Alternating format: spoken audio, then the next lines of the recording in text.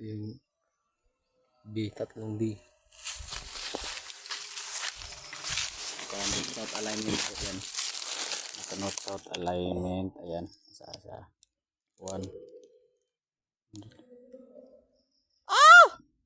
Tara.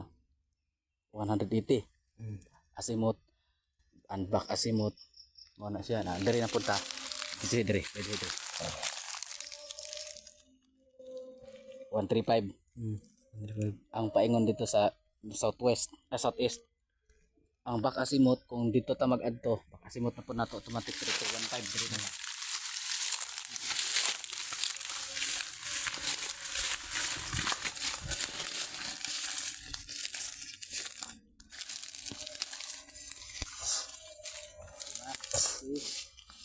Ang tao karang tugas naa sa southwest ang dito araw.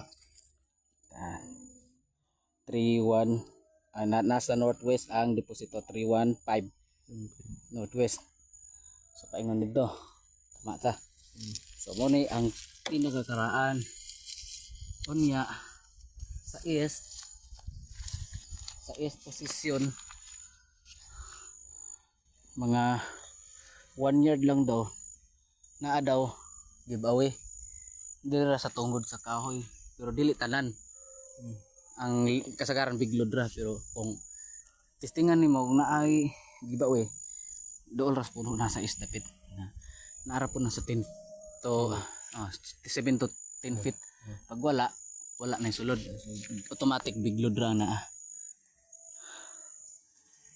So mo ni pinaka fulcrum point na to, mo ni ang balancer code kay code 5 man ni diri ta mag simula. Wala nang labot ng remarker. Ang remarker naghatag lang na si bagong kuan idea para asagid ang gitumbok nila nga deposito.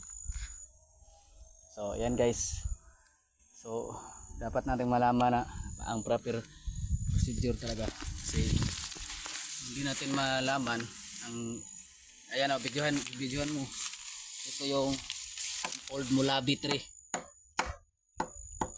Ito yung pinakaluma na puno na panahon pa ng mga Hapon.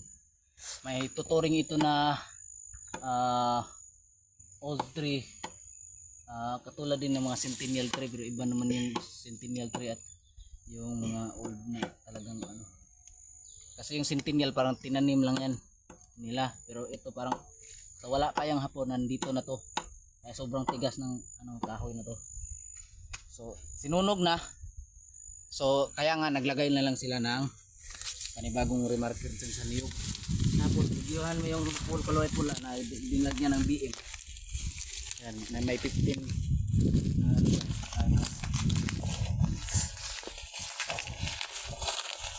BE15 BM 15 ganito. Ayan mo yung pagkababalaghan dito sa lugar na to. May deposito ito ng buklo.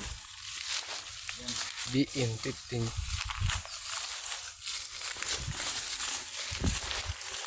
Ayan yung remarker B. Ayan. Pagtuto ka bino. Ayan. Ito ang karang tugas. Dahil nakabiring point siya ng 315 galing sa puno 135. Azimuth and back azimuth 135 315. Tapos dito naman ay 258 pattern. So dito ang start ng pero biglag malaking trabaho to. Ayan ang palibot mo. Ang bukado ng karaan may bunga sa kabukoy. May bunga. Iba pa rin. Ha? Sa buka. Panguha ang guys. Ini karang bukado? Yan, nakapita. Pero dapita, nag-intercept na sila na. Dara nga akong gihukay, abi na ko, dara ito kung mayroon ako. Hindi man, malayo ra makaayo. Ito na anak kong kumpas na ara dede dede. Dara sila mag-intercept. Na tara warang paro. Anak din. Lagi deh. So, kaya mga biglog na. Karang bukado. Kana gitira na lang naging tuig pa na. Sabay atong naikuno nagremarker. Pula. Nag-intercept na, mag-intercept na lang mag-anak man lang, mag-anak.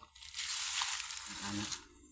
Pero kuha magyapon nato na bisan og walay remarker kay ang karaan tugan ginag-asa deposito basta kabalong lang gamit og kompas na bala nato ang mga bearing point, bearing degrees asa ang atong starting point. Tapos atong fulcrum point mo man ang kahoy. Ilang distansya ana. Mutukoy na pero nasayo na lang kay na may bagong remarker. So yan lang guys, bansay. Timbagtik. Salamat sa panonood nyo guys.